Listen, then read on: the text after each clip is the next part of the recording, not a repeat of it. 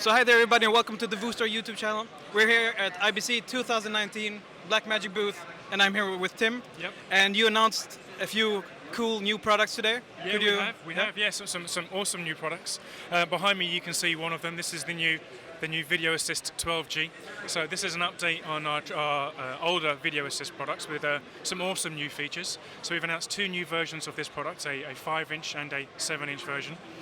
We've also announced a brand new version of our ATEM production switcher called the Atem Mini, which is a really small, compact HDMI production switcher, really designed for anybody that's looking to make their first steps into live production, who's perhaps never used a production switcher before, and they're looking for a low-cost entry-level point, particularly focused on web broadcasting and streaming, maybe streaming online with things like YouTube or Facebook, maybe using Skype for online presentations. So this is a low-cost production switcher, really designed for the first-time user who's making their first steps in video production. Cool, and what kinds of resolutions are we talking about there? On the ATEM, that's a HD product, and what that will allow you to do is connect up anything over HDMI, so either at 720 or at 1080. It has inbuilt scalers, so if you're coming at 720, it will upscale to 1080.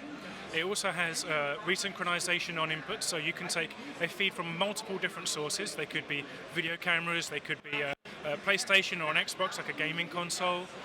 Also allows you to connect up a laptop into the new Atem Mini and automatically resynchronize those inputs. So all the kind of complex things that you have to do with video signals when you're working in live production, the new Atem Mini does for you. You plug it in, you turn it on, and all of a sudden now you can start delivering a live production from multiple video sources or data sources like a computer system, and then sending that live out over HDMI or straight over the internet, because it can be seen like a webcam. It connects over USB to a computer, and then from that computer you can connect it to YouTube, connect it to Skype, connect it to any of the IP type broadcasting systems like Wirecast or Open Broadcaster, and then you have essentially a complete TV station in a small compact box. And what is the price point of the Atem Mini? So the Atem Mini will be shipping in November, and price on that will be $295. $295. Yeah, $295. Yeah. So it's an entry-level production switcher for anybody that's making their first steps into live production and really wants to find something that gives them make it as easy and accessible to use equipment that you've already got. So it doesn't have to be a Blackmagic camera, but any camera, any laptop, any computer, any gaming device that has HDMI, plug it in, turn it on, and you're broadcasting. That's amazing, $295 for that. Personally, I'm really looking at these two screens, as you mentioned. Yeah. We're talking about crazy brightness and recording capabilities into SD cards. Yes, correct. So the two new Video Assist monitors, both of them record onto UHS 2. Now, these will give you actually a bunch of new features that weren't available on the older version of the Video Assist. First thing is, and as you can see it here, is connected up to a Canon C300. Now here at the show, what we're demonstrating is one of the new features on the Video Assist is the ability to record Blackmagic RAW, so the Blackmagic RAW codec, but from non-Blackmagic cameras. And the advantage of this now is that if you're using a camera like, say for example here we have the C300, and we also have support currently for the Panasonic EVA 1. With those cameras, you can connect an SDI signal into the Video Assist and record true RAW into the Blackmagic RAW format using the Video Assist as the recording device. And to do that, we've worked closely with Canon and with Panasonic in analyzing their sensors and designing the codec within the Video Assist to support exactly how those sensors perform. And so we can get the best possible image quality out of those sensors, take that raw data and record it as raw data and allow all of the raw processing heavy lifting to be done within the Video Assist. And that will then allow you to record that onto an SD card. And this is all through SDI. Is there going to be any HDMI capability to recording? That I couldn't tell you at this point. At the moment, it's all being done through SDI because there are some limitations in terms of taking the raw data out over HDMI. But at the moment, it's all done on SDI. Very, very, very cool.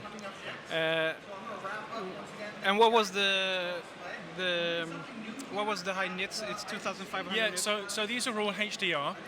Each of those monitors is at 2,500 nits. It also supports 3D LUT, so you can load 3D LUTs onto the monitor if you're working on set and you want to get some pre-visualization of how you want those images to look in post-production. And it also supports DNX and also ProRes as well. So you get a flexibility in terms of codec choice, depending upon the type of production and also the speed of your storage media and the capacity of your storage media, and you can choose how it is that you want to work with them. Very, very cool. We're very happy about these new products. Yeah, I mean, these new video assists are awesome. They're going to be shipping in October. This one that you see here is the 7-inch, and that's going to be priced at €895. And do you know anything about the pricing on the 5-inch? Not off the top of my head. Okay. But it will be on the website. So if you have a look on the website, they'll give you the pricing there in US dollars, euros, and also in pounds. Great, thank you. Now, our viewers had two questions for us that they wanted us to ask you. Okay. The first one is... Now I'm nervous. Yeah, exactly. Now I'm You should nervous. be. The first one is about this, the editor keyboard, Yep. and the availability, because a lot of people are really looking forward to having this in their toolkit while editing. Yep. So this particular keyboard, the editing keyboard, we announced back at NAB, and it was a concept that we announced at NAB. We had some prototypes at the show. Since then, we've been working on the finished design and the materials. While we were at NAB, it was a good opportunity for customers to come and touch it, feel it, see what the prototype was like, and give us some feedback in terms of their ideas. What would they like to see on the keyboard? How do they feel about the buttons and the pressing of the buttons and the mapping of the buttons and the colors? Okay. So we've taken all of that feedback, and since NAB, been working on the finished product. So the final materials, how we're going to manufacture it, any changes that we had to make to some of the electronics internally, and that's all been happening since NAB. The keyboard is currently in its final stages of design and production now. It's going through that QC process where we're making sure that everything is fine with the manufacturing process, that it's reliable, that it's working. So we expect it to be shipping as a final product in the next few weeks. Okay. We don't have a definite date on when it's going to start shipping, but as soon as they're happy with it in terms of its QC, then we'll press the big green button and start getting them out the door. Yeah. But we're nearly there. So at NAB, it was very much an idea and a prototype, and it's taken us a few months to kind of get to a finished product that we think is going to be a good investment for somebody that's using it every day in a real world environment where keyboards do take a bit of a hammering. Yeah. So we've got to make sure it's tested properly before it ships. So really soon is the answer. Yeah, so very soon. In the next few weeks. Very soon. So the second question that was asked, or mostly asked among our viewers, was, and we've seen this with some of our customers, that why should they go with Ursa Mini Pro G2 now that you are selling the 6K pocket cinema camera that is a Super 35 sensor? Yep. And I know what I've said to them, but I really would like to have your answer. And it's an interesting question, because when you look at those two products side by side and you think, well, one of them is significantly more expensive than the other, yet in terms of image performance, am I getting actually a better image performance perhaps off the 6K? And I think when you look at those two products, they're really designed for different applications and uses. We never saw them as being two competing products, but rather it's a case of one of them is designed to complement the other really well. And when you look at any production, it's generally the ergonomics of the camera and how you use the camera that determines the benefits of using a particular product, not just the image quality. And when you look at everything that we do around our camera technology, it's always been about getting the best possible images out of the camera. We're an image-based company. Everything we've been doing over the years has been around delivering cinematic quality images through all of our products. So if you look at the two side by side and you say, actually, image-wise, am I getting, a loss or a benefit in one particular camera? The answer is probably not. If you shot the same image with both of those cameras and then compare the two side by side, it'd be very difficult to tell the difference between those two pictures in an equivalent circumstance scenario and lens configuration. The difference is going to come in its use. I mean, when you look at something like the 6K, it's small, it's versatile, it's easy to take into more difficult to shoot situations and environments. It's much lighter. It can be placed in different positions where you couldn't put a large shoulder-mounted camera. But at the same time, there's benefits and advantages to the G2 in that it's got things like neutral density filters built in. It has the ability to use faster storage media. It has the ability to have larger battery packs, which are easier to use, easier to shoulder mount. In terms of its interface and software, you've got different screen options, you've got an electronic viewfinder if you're in a high brightness situation. It all depends on the application. So from an image quality perspective, are you going to get a benefit from one over the other?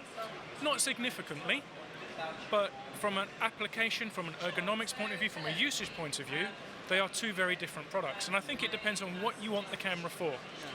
When we designed the 6K and the 4K, for that matter, we didn't want them to be competing with something like the G2 because it's a different product. But we did see applications where a customer will want to have something like a 4K or a 6K as a complementary camera to something like the G2, where the G2 might be your primary camera, your A camera, but actually your B camera might be a Pocket 4K or a 6K. So we saw those products as complementing the G2, not being an alternative.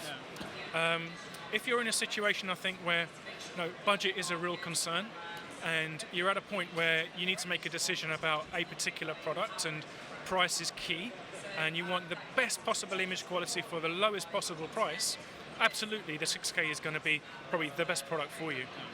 If you want something as a platform, however, which is going to have the versatility to grow with you, it's going to give you a bit more options in terms of viewfinders and batteries and control, the ability to interact with other third-party accessories for cameras, then the G2 is a better platform to invest into.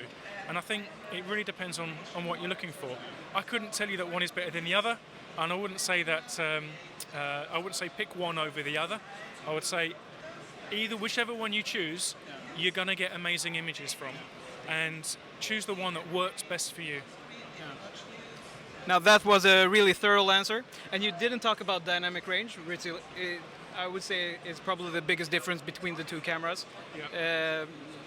But what would you say? Because you're right, there are some technical differences between them in terms of things like dynamic range, but I have to look at the ergonomics of the camera, because getting high dynamic range on its own is not going to make one camera better than another.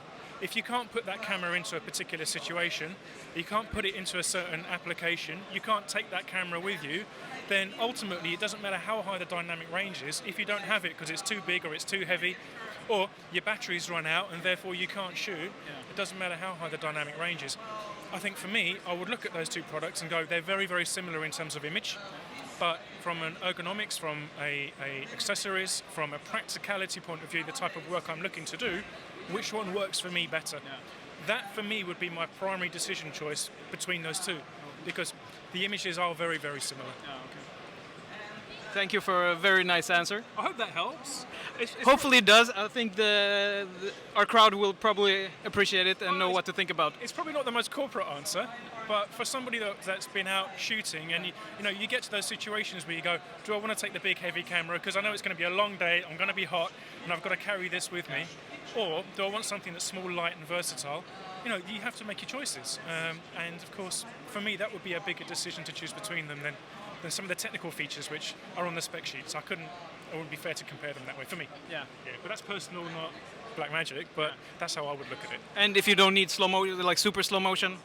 Yeah, absolutely. But again, choose the one that's best for the work that you're looking to do. The G2 is going to give you more versatility, and I think that, for me, that would be a big thing. And this is why I personally would say, if I had the choice, G2 A camera, 6K B camera. But then great, I've now got this thing with me that I can chop and change.